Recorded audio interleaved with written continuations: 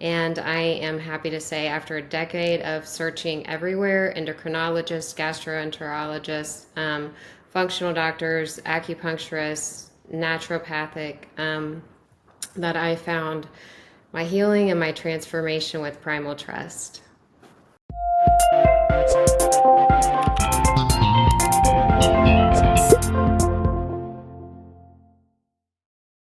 Hi, everyone. I am joined by Marla Hall for a second time. We did an interview, about a year or so ago, and it was truly one of my favorite success stories ever. And her healing has continued to the point where I just had to bring her back to ask her even more questions because she has one of the most remarkable healing stories we've had in Primal Trust. This woman has been through hell and back, and she has so much wisdom to offer. And I don't want you to miss out on how she was able to completely transform her life and her health. And so I'm going to take this interview a step further. If you haven't watched her first interview, you can look that up. Marla Hall from, I don't, what month was that? Do you remember how long ago that was? About a year and a half Yeah, ago. it was. Anyway, while she's looking for that, I highly recommend because she had so much shut down in her digestive system that her doctor was going to recommend removing 80% of her colon. So that's pretty serious. And a host of other things, and I'll have her explain that. I mean, that was just one out of many. And she shared in that interview how this was like her last effort. And she was actually really skeptical. She's like, how's nervous system work going to, help me with this? But it did. And she reversed a lot. And her healing has continued. And she even has lab tests to prove a lot of the healing that we'll talk about today. But even more than just healing, I have witnessed this beautiful woman in my community, both as a member and as a team member, embody primal trust, embody personal sovereignty in a way that is unmatched. And I want you to understand who she is now and how she approaches things because I think there's just so much wisdom here. So thank you, Marla, for joining me. Thank you, Dr. Kat. That interview was November the 26th of 2024. Okay, so you can look it up. Yeah, last year. Yeah. Um, so anyway, Marla, could you just give us the list of the diagnoses that you came into Primal Trust with, so that again they know the depth that you were struggling with? Okay. I was diagnosed with hypothyroidism, hyperthyroidism, Epstein-Barr, fibromyalgia, dry eye syndrome, hormonal imbalances, adrenal fatigue, insomnia, chronic fatigue, um, fibromyalgia, leaky gut, IBS, and colonic inertia. I had thyroid cancer, and then I also had three major surgeries of removing my thyroid, and then a complete hysterectomy, which I went into full menopause at 38. And so for 10 years, I was going from endocrinologist to a gastroenterologist to an OB to a functional doctor to physical therapy to a naturopathic doctor, an acupuncturist, and supplements and protocols and programs. And it was when I was diagnosed with colonic inertia that a surgeon said, okay, you're going to have your colon removed. And my doctor had tried everything. He had tried everything. And I wasn't getting better. And, he sat down with me and was like, you're going to have a bag attached to you all the time. I did probably the thing that you shouldn't do is like researching what happens when you have that surgery. And I just saw horror stories and I just prayed and I was like, God, I just need a miracle. I need, sorry, it's just really, I just need something to heal me and something where I'm not searching anymore. And that's when my functional doctor, she had recommended Primal Trust. And, I said in my first interview, I had never heard of nervous system regulation. I had never heard of brain retraining. I had never heard of any of these terminology or vocabulary words that I know now in Primal Trust. But I was just so desperate, and I was just like, okay, I will try anything. And this is something that I haven't tried before. She actually gave me a couple options as far as brain retraining, and the reason why I picked Primal Trust over the other programs is because of basically the layers that you offer within the program. The science behind nervous system regulation and chronic stress and cell danger response was just an eye opener for me, because a lot of times you go to doctors and they're like, well, you're just depressed, here's a pill. Or, with all the pain that I had, I mean, I was in so much pain from chronic fatigue and inflammation. In fact, I had reached out to you. So when I started Primal Trust, I was like, okay, I'm done with the lab work. I'm done with the pills. I'm done with all that stuff. I just want to nourish and learn about my nervous system. And so I just let all that stuff go. And so for 2 years, as I've done the program, I did not have any lab work. And when I started Primal Trust, my ferritin levels, which show basically your inflammation, was at 322. And so I checked in with my functional doctor recently, and I was like, hey, I'm just curious, I feel good, but I want to see if it like really adds up on the lab work, or if it's still showing that that my thyroid is out of balance, that my hormones are out of balance. And my ferritin level went from 320 to 77. And so I just feel so great. I had a GI map done where I had 3 strains of bacteria in my gut. Those were all gone. I was on, some prescriptions for my colonic inertia, and I don't take those anymore. I found when I was doing your program that I was holding all my stress in my stomach. And as I just relaxed and I was able to calm myself and found a place of safety, like all that tension and all those knots just released. But back to why I chose Primal Trust, it was the tools, it was the live classes. I don't know any other program for less than $100 where you can join a live class pretty much every day. You can connect with community. I have met some of the most precious friends through the community where, a lot of times no one's going through this, and we can look fine on the outside. In fact, people are like, you're not sick, you look fine. And, you start to go crazy. And even doctors, like I said, are like, well, here's a pill for this and here's a pill for that. And I just didn't want a pill. I knew that deep down there was something wrong. And that's why I wasn't getting better. And so it was so nice to connect with the community inside of Primal Trust, because you're able to talk to people who understand what you're going through. On the really dark days where you're just like, I'm not, I'm having a bad day. Is this working? You question yourself. You have other people that come alongside you and like, yes, keep going. You're doing the right thing. And I've learned so much from the community, from the mentors, from you, from teachers, from the staff members. And it's such a loving community and just not judgmental. And then just all the levels that you offer is just a continued transformation in life. And I think that, a lot of people think, oh, well, I'm just gonna, which I did. My motivation, I just wanted to get better. I wanted all my symptoms to go away, and that's why I joined.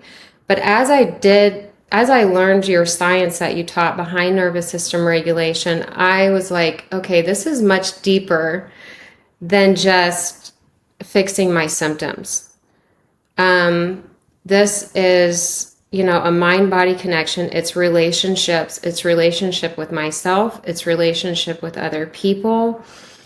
It's learning to say no when you mean no. It's learning to say yes. It's learning what your values are instead of people pleasing. And so, and just the parts work, the somatics, that's one of the major reasons why I joined, and I'm so glad that I did. Thank you. You've done a lot of work, and you've done the Primal Trust program. And I think one question that a lot of people would have, they come into my program, and it's super comprehensive. It's very multifaceted. It's not like the other programs where there's like, here's the brain retraining tool, and you do this thousands of times. It's this one tool. It's not Primal Trust. We have a full journey. And Mm-hmm. so, because of that, a lot of people are like, well, I don't know how to do all of this, and I don't know the right way to do all of this. And even though we have it laid out, it's difficult. And I think that you have some wisdom to share about how you were able to do Primal Trust in a way where you were successful, considering you had all of these symptoms and all this stuff going on. Could you walk a person who is brand new, coming in, feeling overwhelmed? How would you tell them to go through this process in a way that works based on your experience? Yeah. Um, I think, when I came into the program, I was doing a lot of comparisons. So, with any community, you're like, well, that person's ahead of me. Why is that person healed? And, you just start to go, well, that person does an hour of this a day, so I should do it. And that person does the perfect brain retraining, so I need to do it, and it's just nonstop. And so, um, you know, and we see that a lot. It's like, okay, well, what do you do? Well, what do you do? And that's great to get advice, but really to, what you say in the program is like, um, you give us a map and you give us tools and you give us suggestions, but ultimately you want us to get back in touch with ourself and choose what resonates with us and choose what nourishes us. You don't say, well, you have to do it this way and it has to be done for this. You're not legalistic in the program at all. And so part of the journey is just really taking time to feel in your body what nourishes you. Um, and it's a trial and error. It's like, okay, I'm going to try this. Okay, that didn't resonate with me, and you just don't give up. And I think in today's society, we want, like, okay, I just want someone to tell me exactly what to do, and I want it done now. And it takes time. It's like sculpting something, and what I learned is like, to get back in touch with myself, it's going to take some time to feel what resonates with my nervous system and my practices day in and day out, and even my relationship with myself. So, um, one of the things that I learned is, just to how to love myself. I think in scripture, in scriptures it says, love your neighbor as yourself. Well, how are we going to love other people if we don't even love ourselves well? And that's one thing I was hearing myself talk to myself. And a lot of times what you teach in Primal Trust is you teach us to meet our own needs. And a lot of times we're straining for someone's approval and recommendations and things like that. And a lot of the work I've done is like coaching myself along the program, learning how to it's called mindful self-compassion. When you talk to yourself as you would a friend, as you would a family member, a child who's going through a hard time, you you coach yourself as you would them. Would you talk to them the same way that you're talking to yourself? And I started to hear how I was talking to myself and thinking about myself and the process. And, our words have power to bring life or death. And every word that I was speaking to myself was either bringing life to me or death to me. And I realized that along the way. The other thing that really helped me was to have gratitude. And you have said that in your program as you suggested, to wake up and to journal or just say 3 things that you're grateful for. And when you are chronically ill, it is so hard to do that because we're programmed and conditioned to be negative.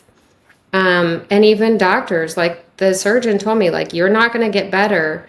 And we just say, okay, and so just having that gratitude of choosing to see what could be instead of, okay, this is not going to work out this way. Gratitude for me was the simplest way to reset my morning. If I was waking up and feeling bad, if I was waking up and feeling hopeless, it really activated my brain, like the reward center of my brain. Just even if it was just like, I'm grateful for this cup of coffee. I'm grateful that I can see the sunrise. Some people aren't able to do that. Um, and just being grateful for the little things and those built, it was so hard for me. I remember the first time and I was just like struggling to find things because I was just so negative. And so I just had to start really small. And to this day, I still am like, I'm great. I wake up. I'm so grateful for this. I'm grateful for that. Another thing that I learned is forgiveness. And you've taught about this. You teach about this in level 2 and level 3. And, forgiving myself and forgiving other people has really just, it's, the Greek word for forgiveness is to release, to let go. And so a lot of times we think, well, I don't want to forgive because forgiveness is for our sake. And forgiveness is not an emotion. A lot of times we're not going to feel it. It's a choice. And it's over and over sometimes. You think you do, and the next day you're like, I'm not going to. They did X, Y, and Z, and I'm going to hold the grudge. And it's a decision. And it's not about acting like nothing has happened. It's about accepting what has happened and just choosing to forgive. And it's choosing, I once heard someone is choosing to take that person off the hook, because when you don't forgive, you're hooked together. And so as you just forgive, you release and you just feel unburdened and it feels so good. Hope, you talk a lot about this in the program, and hope for me and Primal Trust was that I had to have a positive expectation of something good happening. No matter how I felt, no matter how much symptoms, I was going to be optimistic, and I was going to not go by my feelings, not go by the symptoms, not go by how tired I was or anything else, but I was going to go by something good is going to happen. I might not see it right now and feel it, but it's going to happen. And I just kept saying that, again, coaching myself, because if we want to get well, we can't always wait for someone to come in and do it for us. We have to choose to do it ourselves. And it's not easy, but it can be done. And, they have found, when you're more optimistic, you have a higher success rate of recovery. And so for me, it was just when you're in the pit, when you're at the end of the road, there was no other choice for me to say, I'm choosing to have hope. I'm choosing to have that positive expectation that something good is going to happen. And then, faith is that, it's not what we see, it's what we believe. And so a lot of times, in the physical realm, we're like, well, this is happening and I feel like this, and the lab work says that, and the doctor says this. And it's just a decision to take a belief position in something by your mind and your will. And it's faith is like acting on that truth that is true to you, and that you believe. And it's trusting. Again, it's trusting in life. You talk about this. It's trusting in our body and life and God and everything that's going on around us. And a lot of times, we always say, well, I don't feel like doing it, and I don't feel. And sometimes we just have to walk by faith. And that's part of the program, is like, I don't feel it, I don't see it, but I'm going to believe that it's going to manifest itself in the physical realm. And then, love, you teach about this in level 2 and level 3, is that, we are wired for love.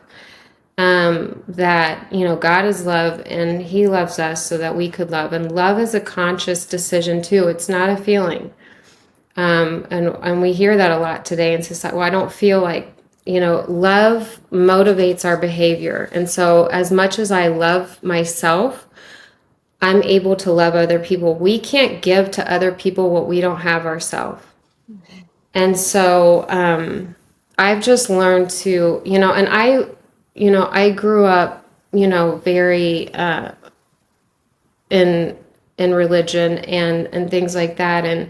And sometimes we can be taught, well, and it says this, like, well, love others, but it says love others like yourself. And so a lot of times we think that, like, okay, I'm going to lay myself on the altar of servanthood, which, serving others is great. But to what extent? Sometimes there's seasons of rest. And sometimes loving yourself can say, like, no, I need this day to rest, and I need this time to heal. And that's loving yourself. And then we're able to get refreshed, and then we're able to go out into the world and, bring that love to other people. There's really no, I think it can be frustrating when we join a community like this, because we want, like, the blueprint for healing. And like I said, you give us options, you give us choices, but you never tell us to mindlessly follow what you're doing. And so you encourage us to tailor the program to ourselves. And I had to find these things along the way. As you taught them, I had to learn to, like, okay, what does love mean? What does loving myself look like day in and day out? I remember one time you said, the success of the program is not like, oh, all my symptoms are gone away and I'm healed. The success of the program is our relationship with ourselves and with other people. Are we changing? Are we transforming? Are we doing the same thing? Are we snapping? Are we getting triggered by everything and everyone every single day? Yeah, it still happens. I mean, there's times where I'm like, oh, but I mean, overall, I'm really able to pause and think about my having a response versus a reaction to something.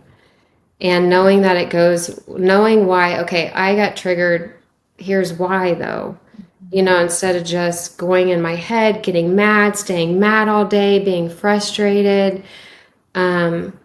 So, the way through Primal Trust is like, it does take time, but we shouldn't ever mechanically follow what anyone else is doing.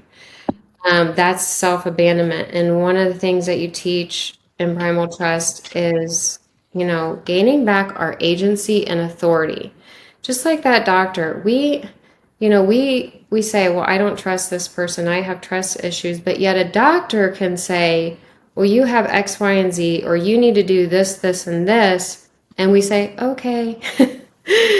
And so give too much authority and agency away and yes, I appreciate some of my greatest friends are doctors and physicians, but you know, we can we can consciously, again, we can have that hope, we can make that faith decision, like, no, I'm not gonna, okay, thank you for that information, but we can let it inform us, we don't have to let it identify us. And, where we go from there is up to us. It's choosing, it's not feeling. It's I'm going to think, I'm going to choose, and then I'm going to feel.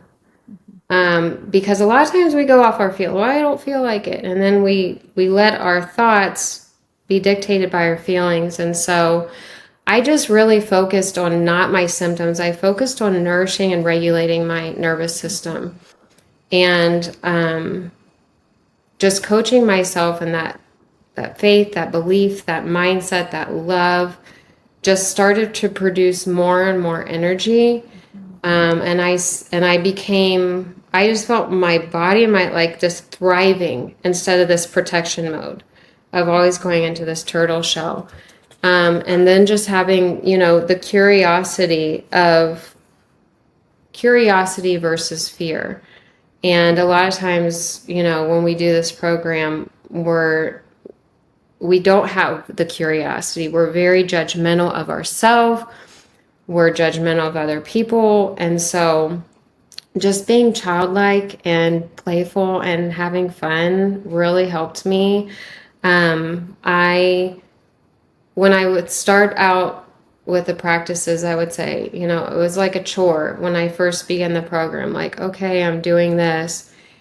And, one day I just woke up, I'm like, okay, I'm going to be more playful and fun with this. What today is going to nourish me? What's going to make me feel good? What's going to make me connected and grounded?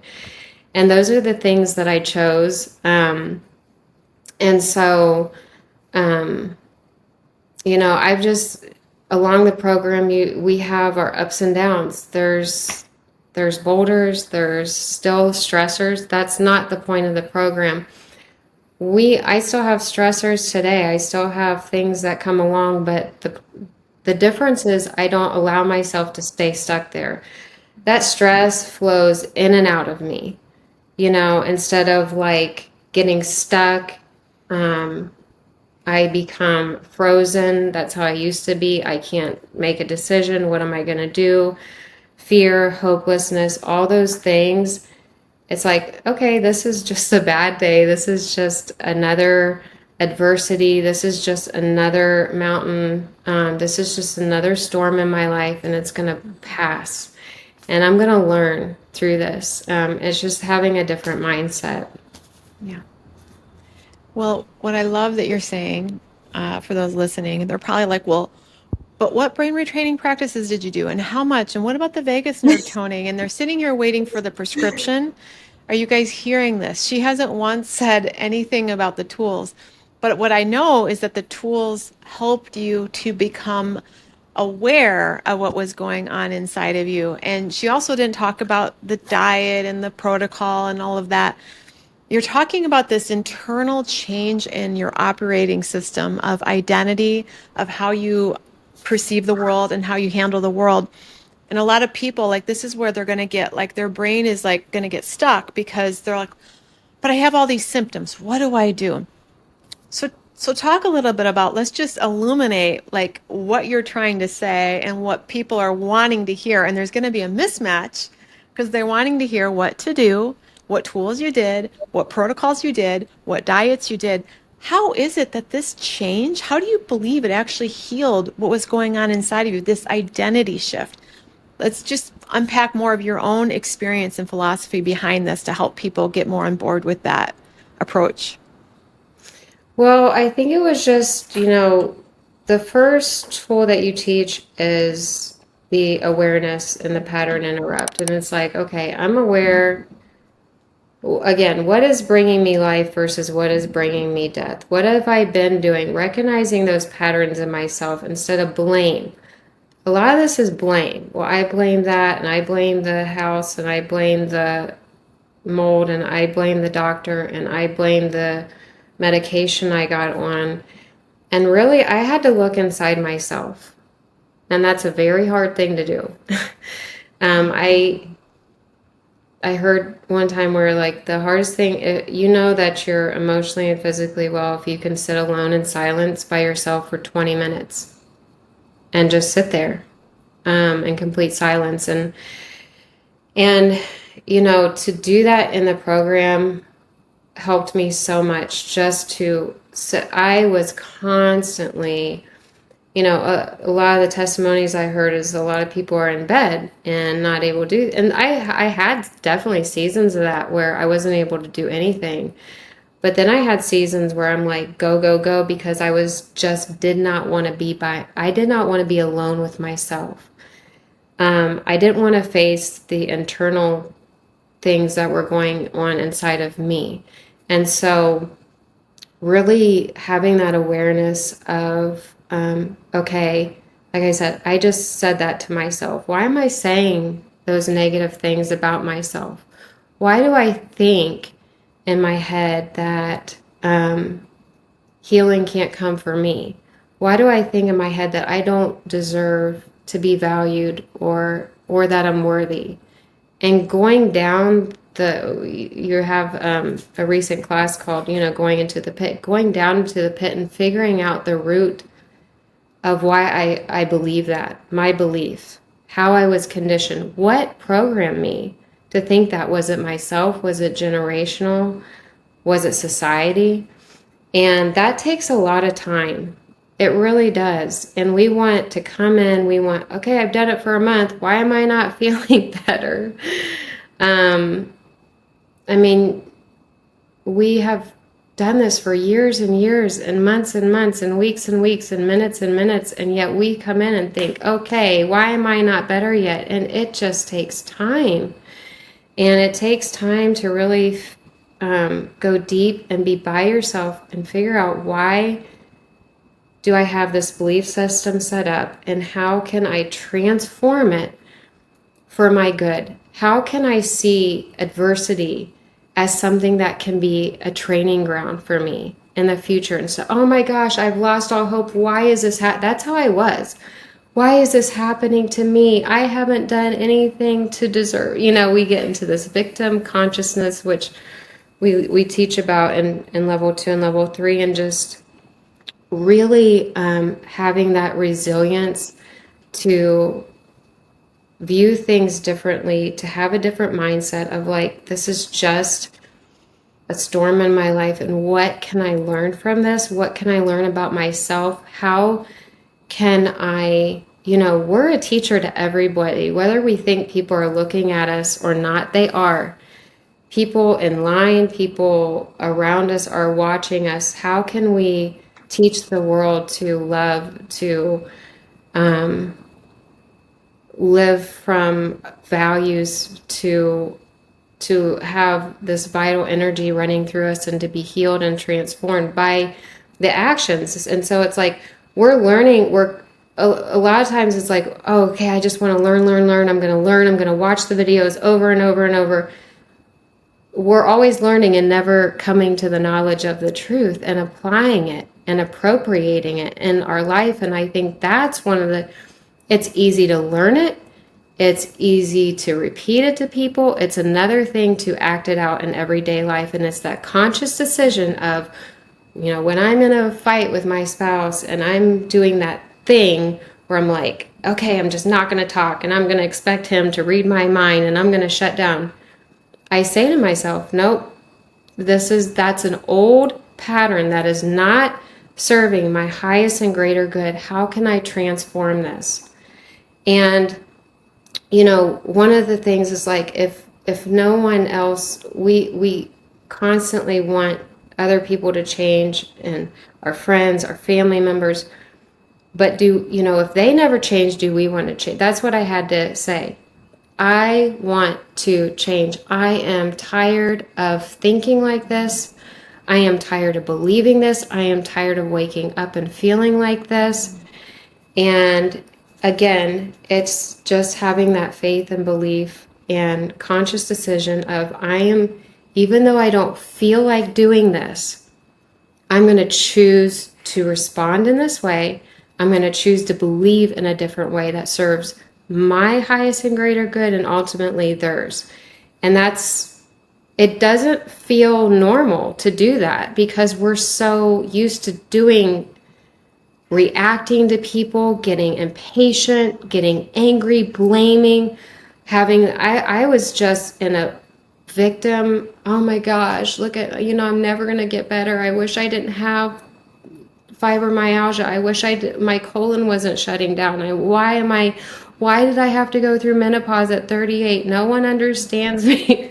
I mean, it's like, no, I look back now and I learned so much through that. And I have a different mindset. It was not easy at the time, but I have a different mindset. And even now, going through hardships and things, I have a different mindset. What I say to myself, what can I learn about myself through this? What is the lesson for me? I took my mind off that person and that thing and put it on me. And taking accountability and responsibility is one of the most treasured things that I've learned through the program. And that has brought the transformation. I think all the lab work and all the reasons why I feel good comes down to that is just, you know, putting the focus back on me and saying, what is it in me that needs to transform and change? What belief system, what pattern, what habit? We are never, ever going to stop as long as our last breath. And I think that on social media, we see something that's not reality.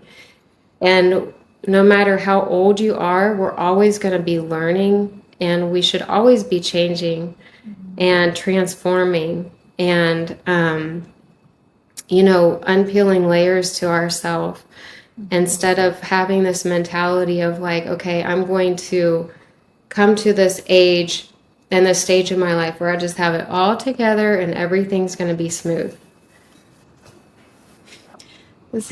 That last 5 minutes is such an important piece, you guys, and I hope you rewind and re-listen about what caused her healing. It was that radical self-responsibility, for how she talked to herself, how she reacted to the world, the things that people did to her, the blame, the resentment. Marla, what was the hardest piece regarding like this victim mindset? What was the hardest piece for you to transform, and what did you do? Just if you're willing to share. I think the hardest thing was admitting the truth of why I almost sort of liked being in that victim mindset and to have that identity so that I could get attention, so that I could get validation, so that I could have a pass. Oh, well, I acted like this because I'm sick, and I can't forgive that person because of this has happened in my past. And I was using that as a crutch. And it's very hard to sit with yourself again, alone in silence, and say, okay, I actually liked it. It was serving some things, and it was okay. I was able to use it as a tool of manipulation. And in Primal Trust, we have a toolbox that is not a good tool, and we don't have that in the toolbox. But, really admitting to myself, I do this. That's hard because it is so easy to put the blame on somebody else, and it's so easy to point fingers at someone else. It's hard to say to yourself, you know what, I actually said that today to manipulate you to get what I want. Can I I just had ripples of chills through my body. Do you know how few people would say that publicly? And yet most of us do that in some way Right. or another. Would you Right. repeat that sentence one more time? Everybody listen up. This is what self-responsibility sounds like. Say that again. So just sitting with yourself and saying, yes, I choose to be viewed as a victim and to choose a victim consciousness so that it's a tool to manipulate. And I use that tool of manipulation to get what I want, to get my needs met. And that is not for our highest and greatest good. Yeah. It doesn't serve our friends and family. It doesn't serve ourselves.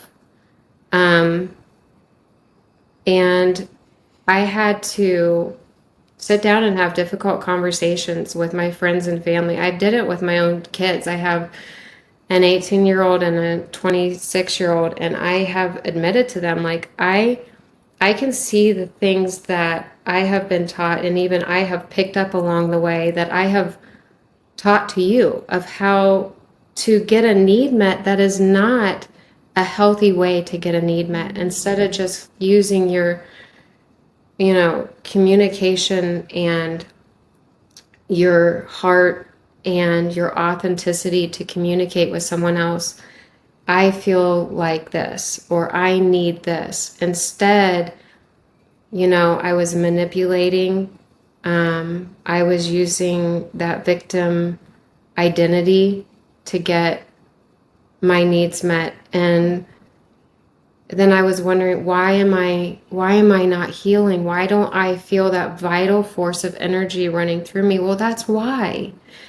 And it really comes down to that mindset of, and even on the worst days of feeling horrible and feeling like your world is crushing, having a friend betray you or having, you know, your spouse, um, let you down, or, even raising children, having them, they all go through this kind of rebellious, I feel like they're wanting control too.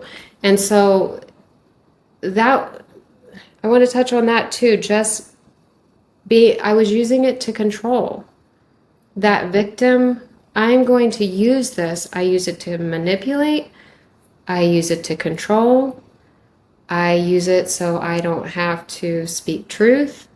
Um, and, it was so unhealthy. And, I thought a lot of it is inquiry. Well, do I like to be controlled? No, but I'm doing it to other people. I'm using my words to control. And, whatever we try to control, we don't trust. And so it's like I had to learn how to trust myself, to trust life, to trust God, to trust my children, to trust like, they're on their own path, and just to let go.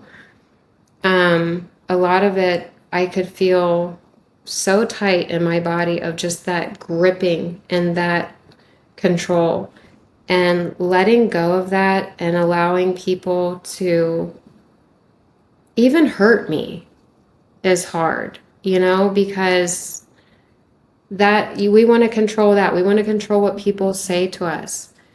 And we can strive our whole life to be viewed as these perfect people, and we're still going to get hurt.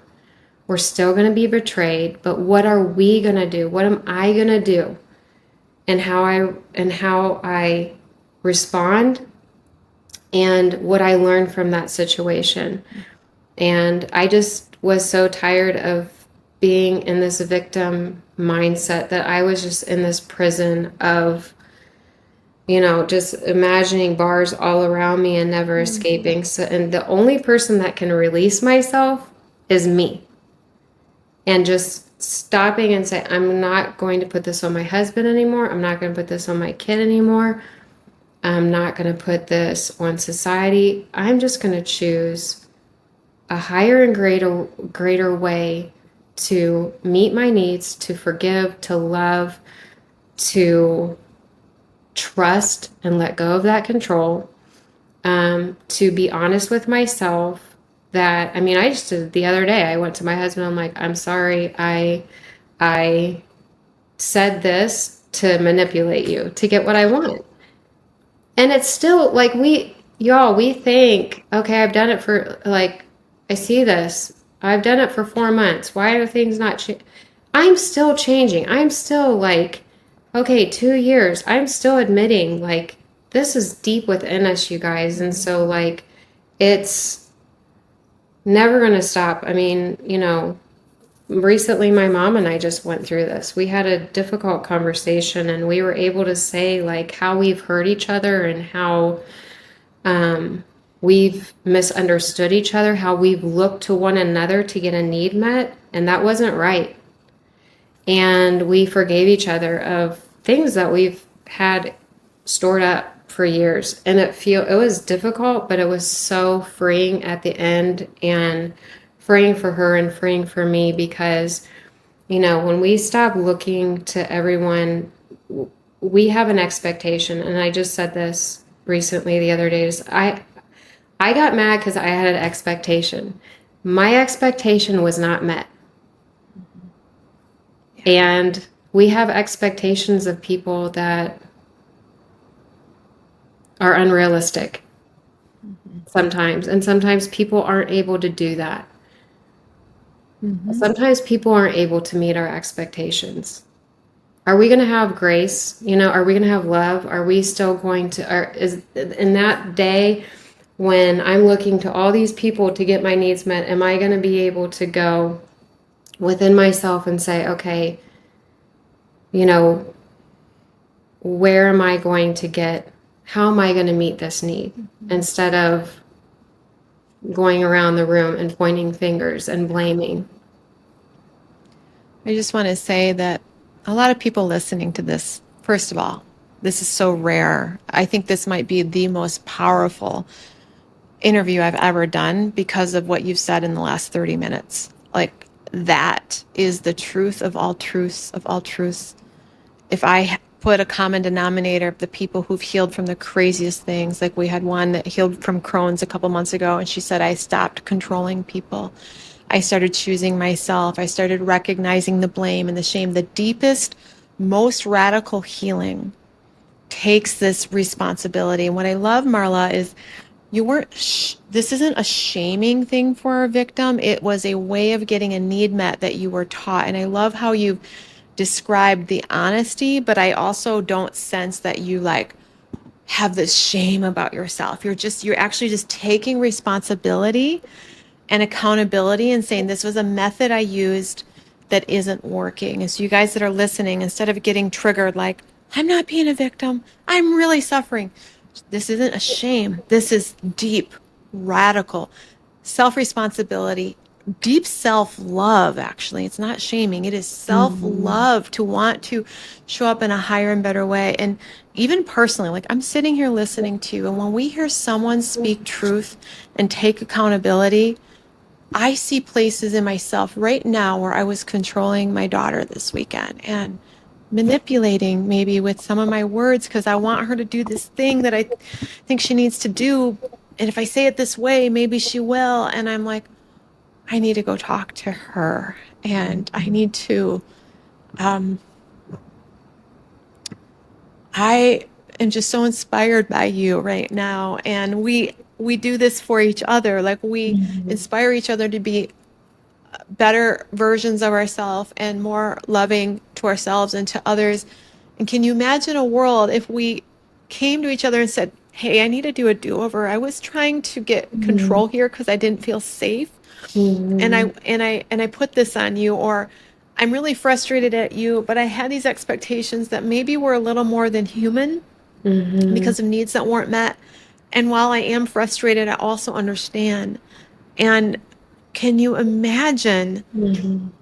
Anyway, I just wanted to pause and share that that this has affected me deeply. I know that I teach this stuff, but sometimes when you hear it and you hear it in a way that's true, not just a theory, it's like it illuminates areas in your own life that you've been doing this. So you guys rewind this interview, listen again, and just ask, where do I need to see that I am maybe manipulating to get a need met? Now, the word manipulation, it sounds so horrible, but it's just a way that we get a need met. We learned it as children. It's Mm-hmm. not anything against you. Mm-hmm. And look for it, because this is where the healing happens. Mm-hmm. Our body, our vital force can't get in if we actually feel guilt and shame with how we are behaving. Anyway, so I'll just back to you. Anything else along these lines that you want to share? Um, I think the the lessons that the real lessons are the closest people around us that we're gonna, our family members. And like I was telling you, when your kids are younger, it's so easy to control them because they're little, and it's just something, again, we've done it. It goes in cycles. Our parents did it to us, their grandparents did it to them, the control. And I think they transition just like we transition. We go into different seasons of life, and yet we were still having these relationships with our kids that we did when they were 8 and now they're 15, and sitting down and having those conversations, and letting them make some choices that, could not always turn out for their good, but letting them experience that failure like it's not a failure. You're just going to learn something. Letting go of that control has been so good. And just again, back to identity as like something else I notice is like when I get mad, I say, like the other couple months ago, I said to my son, "You're prideful. You're selfish." That's what I said. And he just completely shut down. We stopped talking. He went to bed mad. I went to bed mad. I woke up and I'm just like, I'm labeling him. I'm giving him my identity. But we do that with each other. It's just, again, it's not something, I want people to hear my heart because I don't want this to come across as a shaming thing, but we just do what we've been taught. And so, I have had people do that to me, and I'm like, okay, I told him, I said, I am sorry I said that because that's not who you are. Sometimes our actions can reflect something that's not true to our identity. I could have just a really bad day and be grouchy, and somebody could label me as, the most negative, mean person, but those were just my actions. It's not who I am. And so just, again, going back to identity of knowing our identity and transforming that and being careful with our own words, like reflecting on how I speak to people. Again, am I labeling that person that they're going to act out what I think about them? Or am I going to speak into them the things that I believe and I see deep within them, even when they're not acting like it on their best day? That's really what they want. They want, when my 18-year-old is having a bad day and he is in a mood and he's grouchy,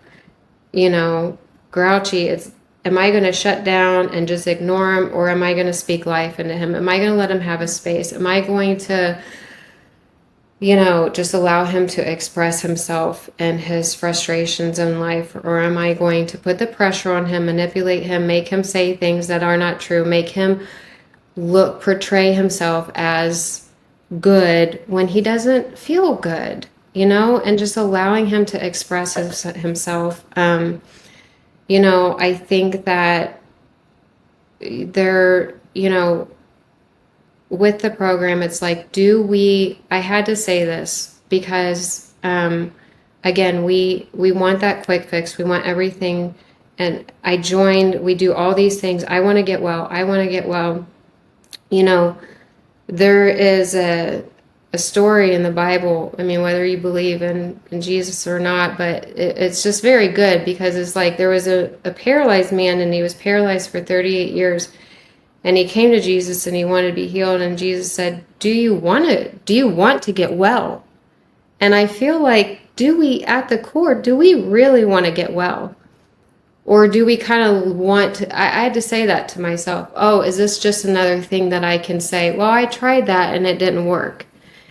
And just another tool to tell people, well, I've tried again, it was almost like a badge of honor for me to say, I've done this and I've done that and I've done all these and I've spent this. It was like a bragging session. And I'm just like, what is going on? Like, stop, stop.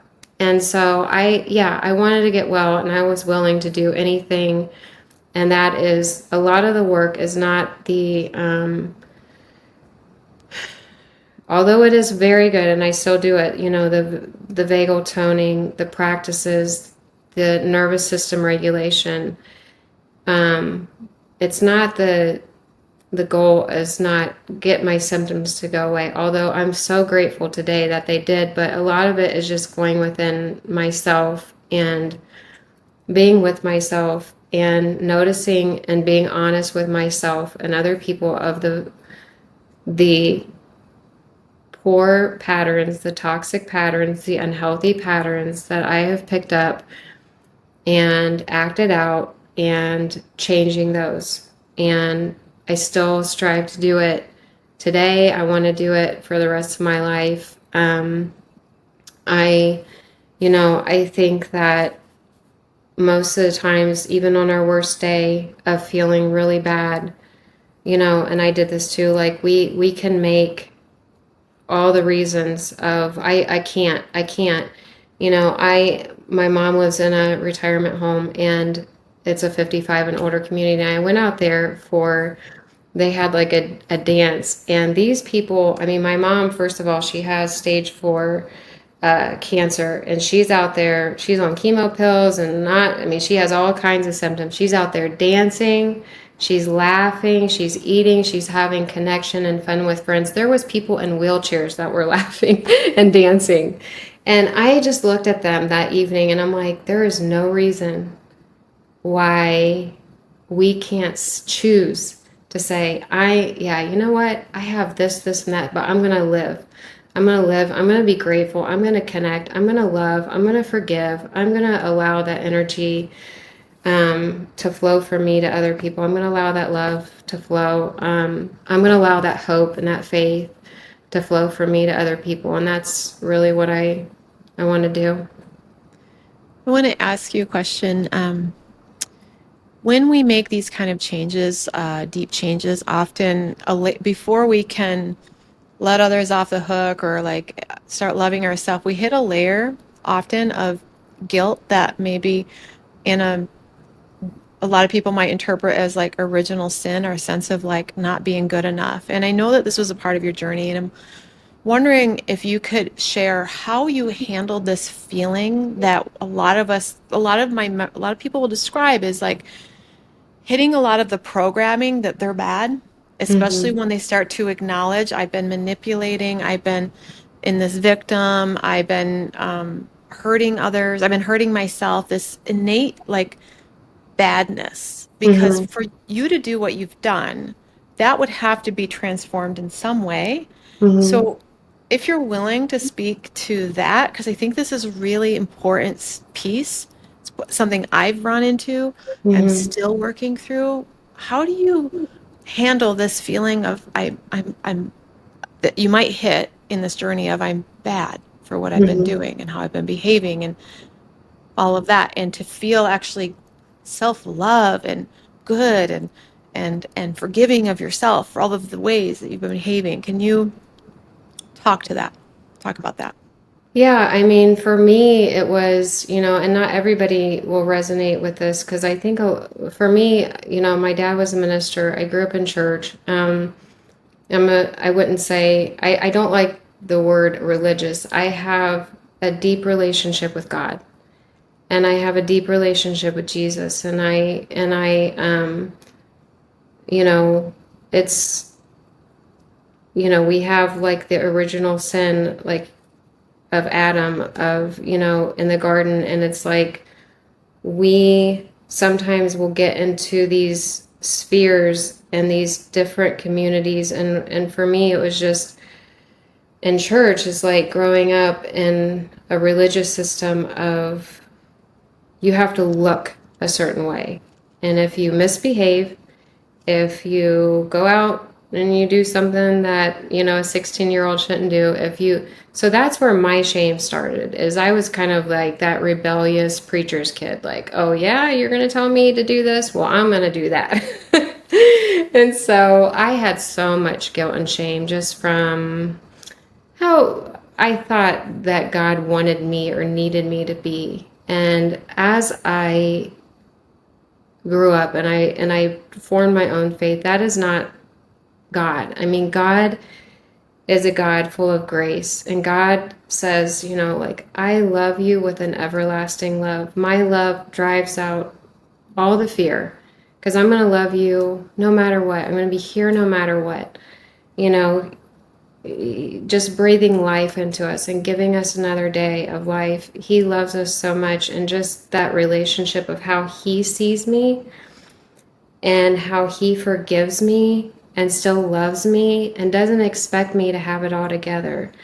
And, you know, for me, just to have that faith of him saying, like, I love you so much that, you know, I sent my son to die for you, and I love you so much that I raise you up after you fall down. I'm there for you. I'm always here for you. I forgive you. I am he is the one who, you know, renews this hope and this faith and life of this is not how he wants us to view ourselves. This is not how he wants us to view ourselves. This is not the identity he wants us to. He doesn't want us to think, well, we have to be perfect. We have to strive. He wants us to just have the faith and the love and to trust in him that, you know, people will come and go. Life is always going to bring us curveballs and changes, but to just let go of that control and say, I trust you. Like, he helped me. I mean, it was just that relationship of letting go of that religious programming of how these people need me to be, how I need to be viewed, how I need to perform and live up in this way is not how he wants us to be. And it's like he took me out of church and he took me out of that religious circle to teach me the kind of loving God that he truly is and the kind of life that he wants me to be authentic. I mean, whether you believe in him or not, some of the greatest stories in the Bible are like really messed up people that are like he used to show like this. I'm using this person's brokenness to transform thousands of people. You know, I'm using this person who thinks he doesn't have a good speaking ability to lead a nation. I'm using this person who doesn't think he has strength to lead an army. And so that's how I think, that's how I see him view me as like strong, resilient, loving. No matter what I've done, he's here. And so that has really helped me to release a lot of the shame and guilt that I have on myself and just, you know, and it's a continual process because those thoughts still come up of the blame of like, well, I'm responsible for this, the shame attached to like, wow, I've done this for years to my children. Like, how can they? But really, that authenticity of going to them and having that humility breaks down so many walls within me and then within them. It has just released that humility, just brings the freedom to be who God created me to be, you know, with the imperfections, with the failures, with the things that I've done that has been wrong. You know, we think that we need to do something because of the religious programming I had. I need to somehow pay this debt back. And I've learned that, you know, with just admitting like I've done this and my actions going forward are going to reflect something different. That's all there is.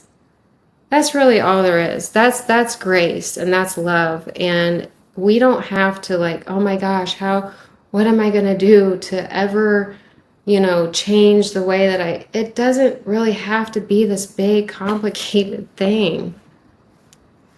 I I love this. And for those of you listening, I wanted Marla to bring this piece in because I know her personally, and I know that her finding a relationship with God, a different relationship, was a big part of your journey, and that it's a big part of, I would say, a majority of our members in some way are wrestling with this.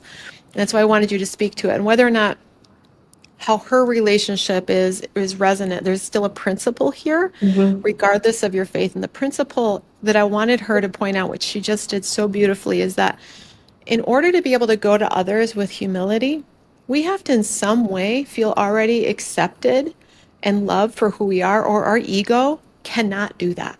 Our ego Hmm. cannot own what we have been doing if we feel like we're bad and we're not like, there's too much resistance usually to do this ownership of I've been manipulating. And so for Marla to be able to do this, I know that she must have found some sense of self acceptance or acceptance through a divine power that hit her heart enough to be able to show her imperfections so openly to others. And this is almost that quantum leap that many of us need to make. Like, how can I feel innately worthy and good despite having done these things, and not have to make it complicated about how I am worthy? We make these complicated algorithms, especially with a lot of the religion programming, but simply, I did this and I've learned and I want to choose to do better, and I'm just acknowledging it. And then that acknowledgement, there's often this like knowingness that love was always there. Hmm. And you've explained this. And it's why this interview is so potent, regardless of the religion or background, this principle of how can I be humble enough to own my the ways I've been doing things with enough self-love to be willing to be seen in my messiness. What do I need to do to restore my relationship with, whether it's myself or God or nature, whatever that source is for you where you find your self-love, Hmm. that needs to be established to take these steps that I think you took. Would you agree? Absolutely. Yeah, absolutely. And we don't, again, in growing up in church, I viewed humility as a weakness. And I viewed humility as like, I'm a weak person. And so I operated out of pride, and that pride led me to the other things that I was talking about: control, manipulation, victim consciousness. That pride is, and I love that in my faith. It talks a lot about that in the scriptures. It's just a huge wall and a boulder that's going to keep that vital energy, because we cannot come to the truth if we allow that pride to rule us. And the humility, it doesn't feel good at first because, again, it's so abnormal to what society teaches. We have to be right. We have to prove we're right. We're going to fight with everybody until we're right. We're going to protest. We're going to do all these things to prove that here's my point and I want to be heard and I want to be right. And when you have that humility, honestly, it's like you said, a lot of times people don't even, I've gone to people and I'm just like, I'm coming to you because I've done this and this is so unhealthy. And they're just like, they don't even know what to say because we're not doing that with each other. Mhm. If we would do that more, it would just be so much more normal for us. And again, there doesn't have to be this long program. What I've learned from God is like he's a forgiving God. He doesn't say, okay, well, get back out there and you prove to me that you are going to be you do steps 1 through 10. No, no, he says right then and there, I love you, I forgive you.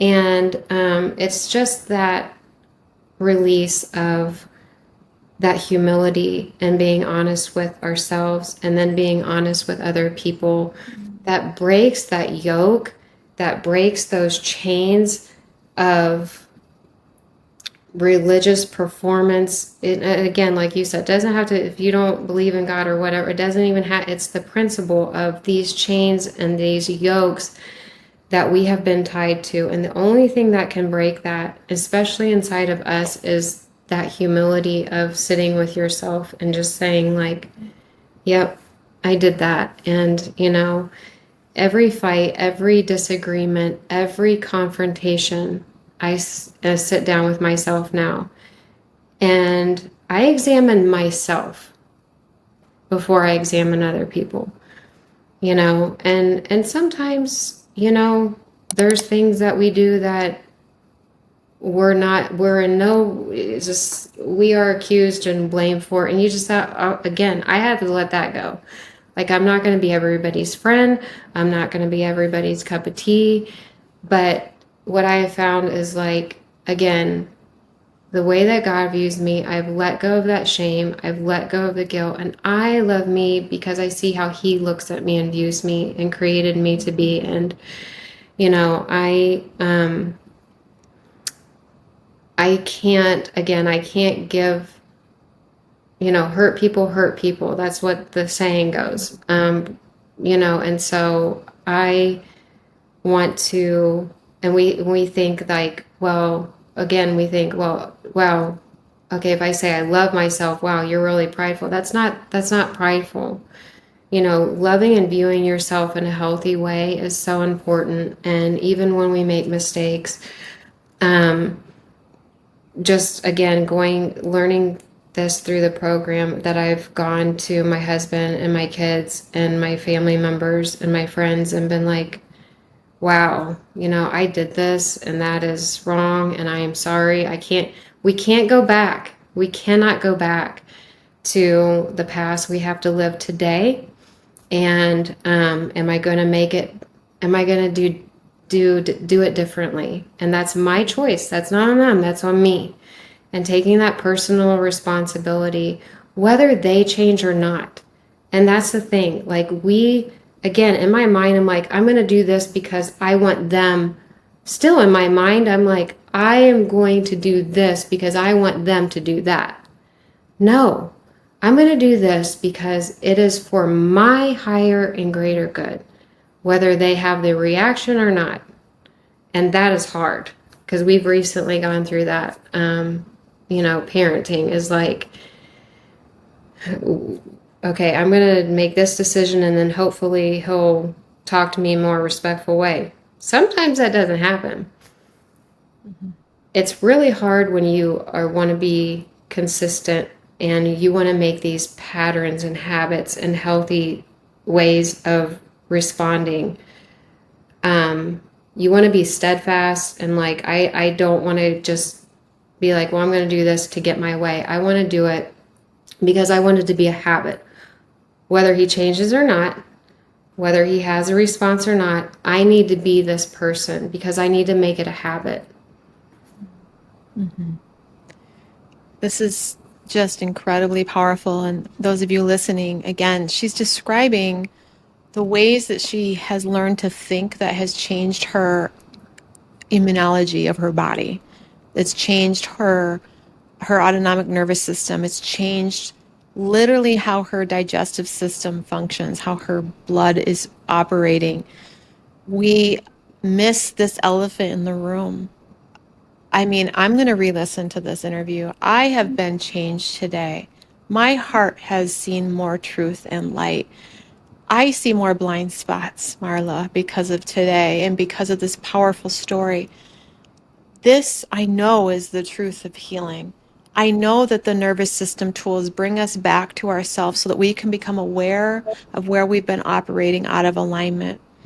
And I also know that they bring us back to ourselves so that we can sit with ourselves and maybe feel the spark of God whispering our innocence so that we can be humble, so that it's not a weakness, so that we can take ownership.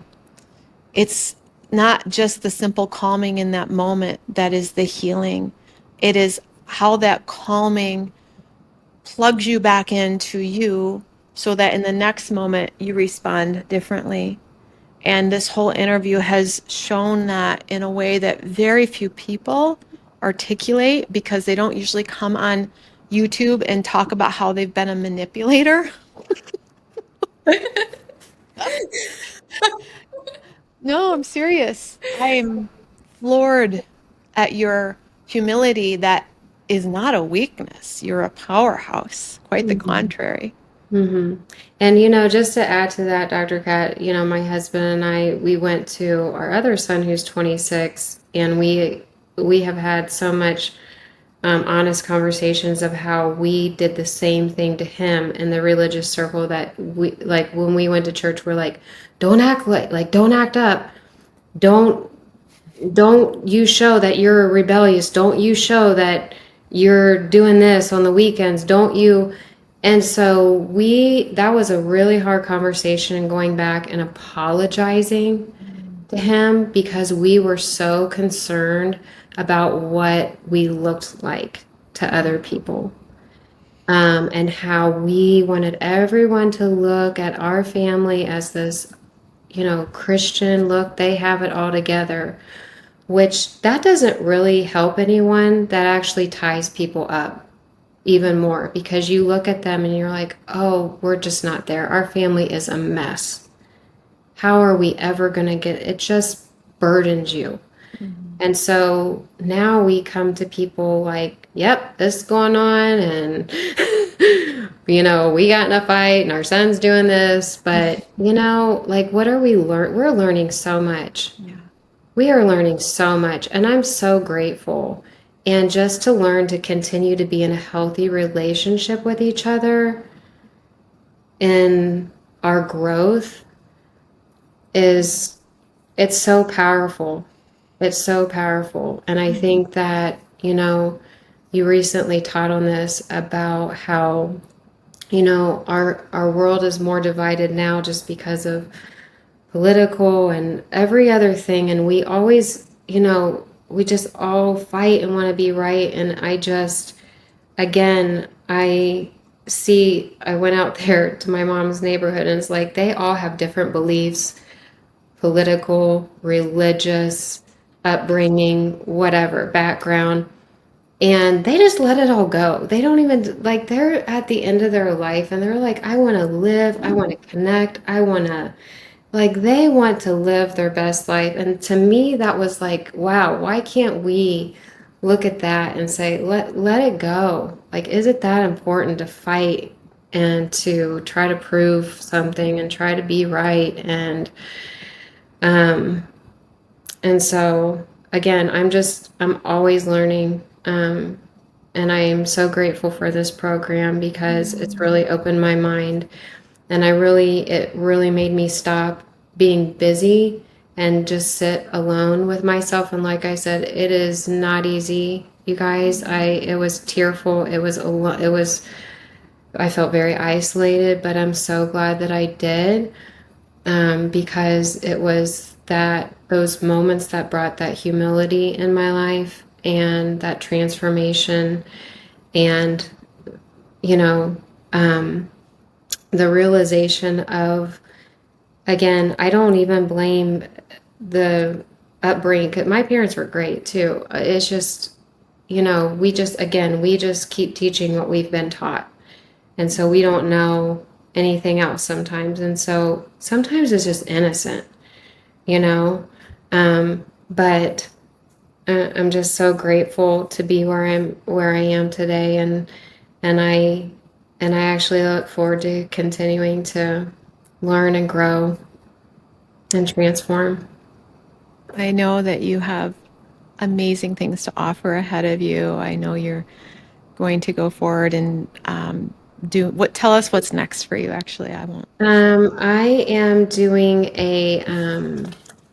I'm doing a pastoral counseling program, where I've gone through, just reading books and learning how to um,